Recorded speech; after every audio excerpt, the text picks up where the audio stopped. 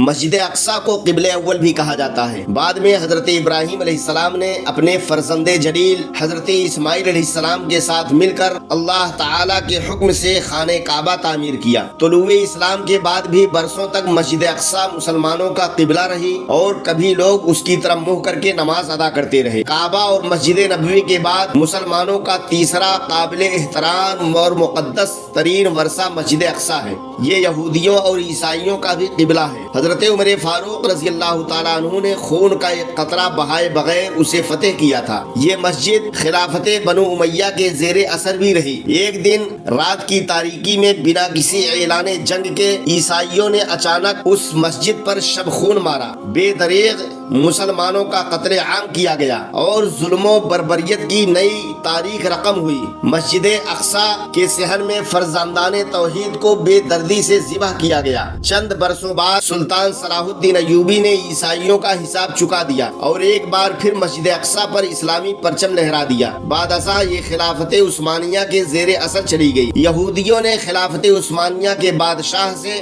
مسجد اقصی واپس مانگی تو اس نے جواب دیا، مسجد اقصی تو دور کی بات ہے، میں تمہیں اس کی زمین سے ایک مٹھی ریت بھی نہیں دوں گا۔ عثمانیہ خلافت کے بکھرنے کے بعد یہاں سوچی سمجھی سازش کے تحت یہودیوں کی آمد شروع ہو گئی۔ کچھ عرصے بعد آزاد اسرائیل کے قیام کا اعلان ہو گیا۔ یہودیوں کا کہنا ہے اسرائیل یروشلم کے بغیر بیکار ہے اور یروشلم ہیکل سلیمانی کے بغیر کسی کام کا نہیں۔ بیت المقدس کی موجودہ شکل اسلامی تعمیرات کا اعلیٰ ترین نمونہ ہے، جسے منہدم کر کے یہودی دنیا اس جگہ ہیکل سلیمانی تعمیر کرنا چاہتی ہے۔